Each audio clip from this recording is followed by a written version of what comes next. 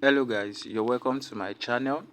Please do well to subscribe, give us a like and turn on the notification button.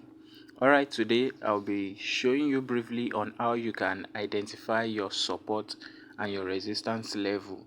How you can identify your support and your resistance level in any chart, because there are three major things we do once we open our chart. And the first thing is to identify our trend, and again we also identify our highs and our lows, which is support and resistance. It is also known as our supply and demand, our demand and supply.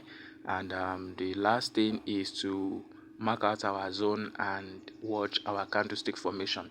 But I'm not really going into that depth right now. I'll just be showing you how you can identify your support and your resistance. This video is not for professional. If you're a professional, I'm not here for you. This is just to guide the beginners.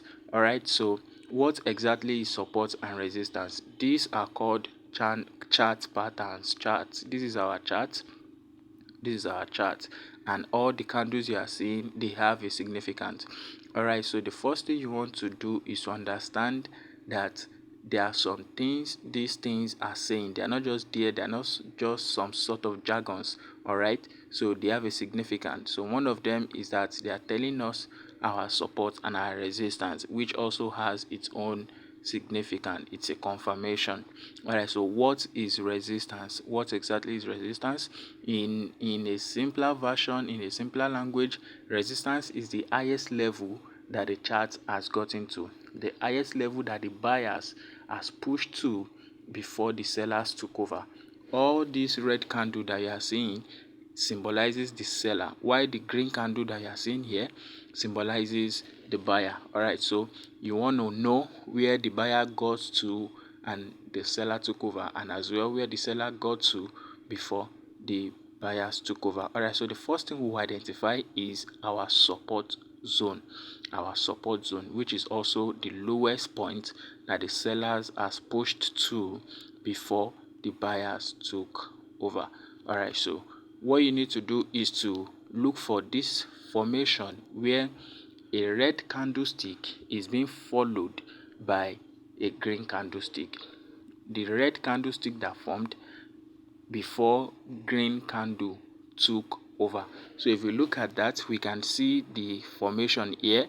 We can see a very long red candle here, then green formed. We have two green candles here, then we have another red that pushed down all to this way, and after this we have a green candle. Then from there the buyers took over.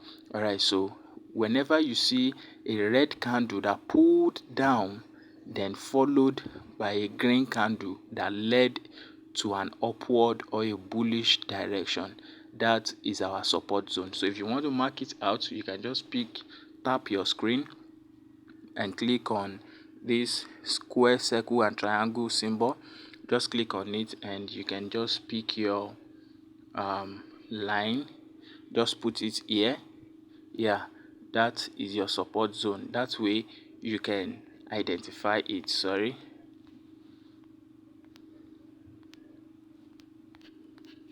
Alright, so sorry, that is your support zone. Alright, so we want to mark out our resistance zone now. What is resistance? Like I said, sorry, I have to do this again.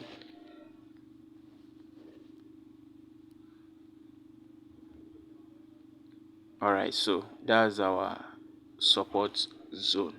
Okay, so now we want to go to our resistance zone. The opposite of support is resistance. So you look for where the green candle is being followed by a red candle that led to a downward or a bearish direction. So if you follow that information, you look at this place, you see a long green candle here being followed by a red candle, and from there, boom, we begin to come down. So this marks our resistance zone. This is the highest level that the buyers has pushed to before the sellers took over. So this is our resistance zone, and if you want to mark it out as well, you can as well just tap on your screen, click the same symbol and pick your line and just place it here.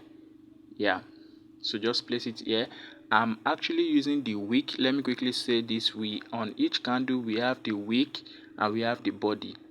We have the wick and we have the body. You will see a tiny line here. Sorry, you see a tiny line here. It is called the wick, while the thick one here is called the wick.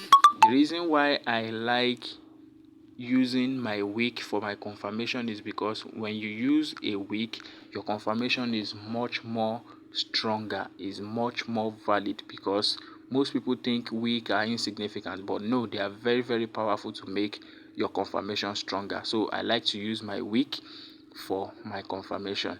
So I believe you've learned one or two things in this video on how you can identify your support and your resistance level. The support is the lowest level that the sellers has pushed to before the buyers took over, and the resistance is the highest level that the buyers has pushed to before the sellers took over.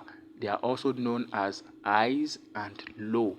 They are also known as demand and supply. If you have not subscribed to this channel, please do, and turn on the notification button. Give us a like so that you'll be the first to get notification once we drop another content. Thank you very much. I'll see you on my next video.